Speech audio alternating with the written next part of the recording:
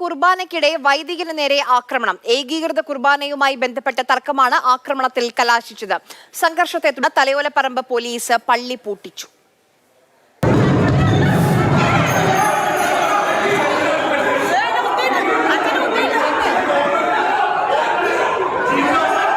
തലയോലപ്പറമ്പ് വരിക്കാംകുന്ന് പ്രസാദഗിരി പള്ളിയിൽ ഇന്ന് രാവിലെ 9 മണിക്ക് നടന്ന കുർബാനയ്ക്കിടെയായിരുന്നു വൈദികന് നേരെ ആക്രമണമുണ്ടായത്.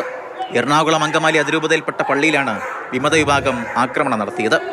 ഏകീകൃത കുർബാന അംഗീകരിക്കാത്തതിനെ തുടർന്ന് ഇടവകയിലെ വികാരിയായിരുന്ന ഫാദർ ജെറിൻ പാലത്തിങ്കലിനെ സമീപത്തെ മറ്റൊരിടവകയിലേക്ക് സ്ഥലം മാറ്റിയിരുന്നു. ഇടവകയുടെ താൽക്കാലിക ചുമതല ഫാദർ ജോൺ തോട്ടുപുറത്തിന് നൽകി.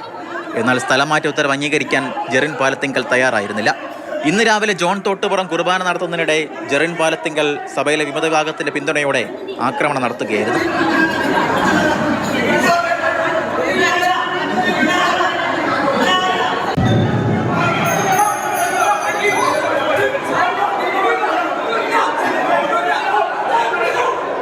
കാരണം ഒരുപാടൊക്കെ പേര് വന്ന് എന്നെ ഉന്തിയും തള്ളിയും വലിക്കുകയും ഞാനവിടെ പരമാവധി ആൾക്കാരെ മാറാതിരിക്കാൻ വേണ്ടിയൊക്കെ ഞാൻ അവിടെ തന്നെ പിടിച്ചെന്നെങ്കിലും അവർ ഒരുപാട് പേര് എന്നെ വട്ടം കൂടി അങ്ങോട്ട് വലിക്കുന്നു, ഉന്തുന്നു, തള്ളുന്നു, എന്നെ ഉടുപ്പേ പിടിച്ച് വലിക്കും. ഞാൻ ഡസ്റ്റ്ബിൻസെല്ലാം ധരിച്ച് നിൽക്കുകയല്ലേ.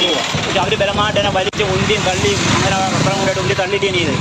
വിമത വിഭാഗം മൈക്കും ബലിവസ്തുക്കളും തട്ടിത്തെറിപ്പിച്ചുവെന്നും പള്ളിയിൽ പെപ്പർ സ്പ്രേ ഉപയോഗിച്ചുവെന്നും പരാതിയിൽ പറയുന്നു. ആക്രമണത്തിൽ 2 വൈദികർക്കും നിരവധി വിശ്വാസികൾക്കും പരിക്കേറ്റു.